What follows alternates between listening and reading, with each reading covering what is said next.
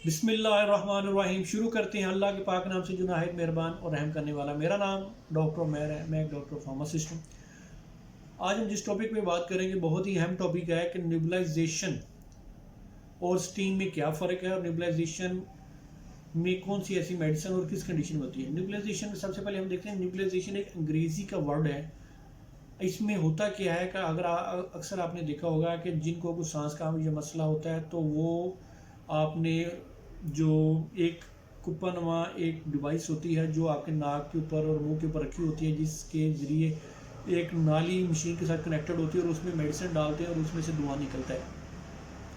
और वो सांस के मसले में बहुत इसके रिलेटेड मसलों में हम नेबुलाइजेशन करवाते हैं। ये जो धुआं होता है ये एक रूम टेम्परेचर का होता है, इसमें ज़्यादा हीट नहीं होती और जब इसमें हम मेडिसिन ऐड करते हैं तो ये मेडिसिन जब मशीन कनेक्टेड होती है तो वो उसके ज़रिए वो जो धुआं होता है वो धुआं नहीं, उसके बेसिकली स्टीम होती है। वो स्टीम हमारे नाक और मुंह के ज़रिए हमारी नालियों के अंदर जाती है, वेंस के अंदर जाती है, जो जाके हमारी म्यूकस जो इन्फेक्शन किसी भी इन्फेक्शन की वजह से हो चुका होता है वो म्यूकस जम जाता है, जिसमें सांस लेने में रुकावट होती है, उसको जाके ये पिघलाती है और उसको निकालने में हमारी हेल्प आउट करती है। अब इसमें हम देखते हैं कि नेबुलाइजेशन हम किस किस कंडीशन में हम इस्तेमाल कर सकते हैं। ये COPD है, दमा है, सांस की लती है, रुकावट है, लंग्स इन्फेक्शन है और बलगम वाली जो खांसी है उसमें हम इसका इस्तेमाल कर सकते हैं और ये एक दिन में 3 से 5 दफ़ा हम इसकी नेबुलाइजेशन कर सकते हैं। अब इसमें जो मेडिसिन कौन सी इस्तेमाल कर सकते हैं, इसमें जो बेस्ट मेडिसिन है वो एटम और क्लिनल इनहेलर्स जो है वो हमने इसमें इस्तेमाल करने हैं। वो उसके साथ हमने क्या करना है, अगर तो आपको ये कंजेशन ये ज़्यादा है तो एटम और क्लीनर दोनों इकट्ठे इस्तेमाल कर सकते हैं, वरना हम अकेला एटम इस्तेमाल कर सकते हैं। उसके 10 ड्रॉप लेने हैं और अब हमने उसमें 2 cc नोरोक्सिनाइन ऐड करना है और उसके ज़रिए हमने 10 मिनट आप नेबुलाइजेशन करवानी है एक दफ़ा और ये 3 से 5 दफ़ा ये आप करवाएं। और जो नेक्स्ट है जो स्टीम बेसिकली एक 100 डिग्री प्लस टेम्परेचर एक धुआं होता है जो हमें हीट प्रोड्यूस करवाता है। ये बेसिकली स्टीम हम इस्तेमाल कर सकते हैं नाक और ये हलक तक की जो बीमारी है, इसमें हमारी नोज़ बंद हो सकती है, नोज़ गले में रेशा आ सकता है, इरिटेशन हो सकती है, ख़राश होती है साइनस में, फ्लू में, इसमें हम ये इस्तेमाल कर सकते हैं। जो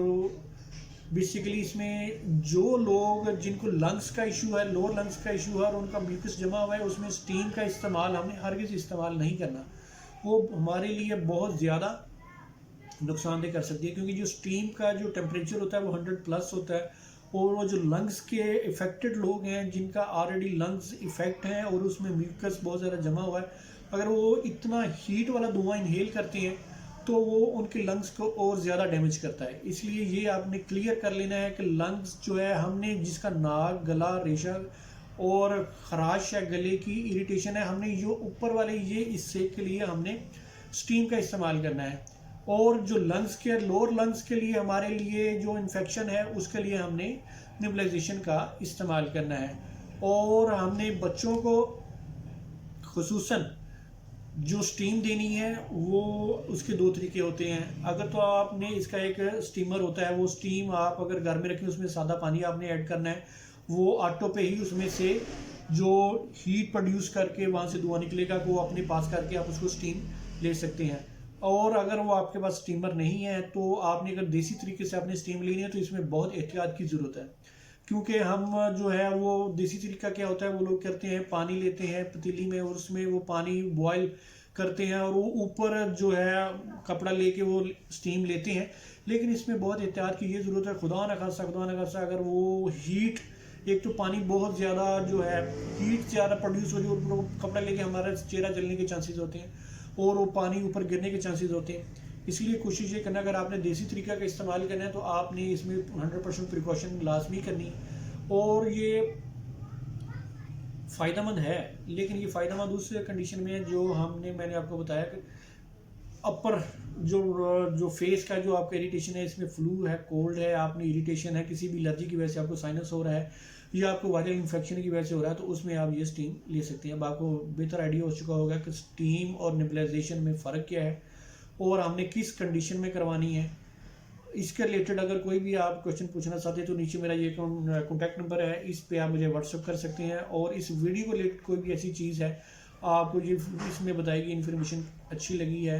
इसमें क्या कंडीशंस है, आपको नेक्स्ट कौन से टॉपिक पे आपको वीडियो आपको चाहिए मैं उस पर बनाऊँ, वो आप मुझे कमेंट सेक्शन में जाके मेंशन कर सकते हैं। आने वाली इन्फॉर्मेटिव वीडियो तक आपसे इजाज़त चाहूँगा। अल्लाह हाफिज़।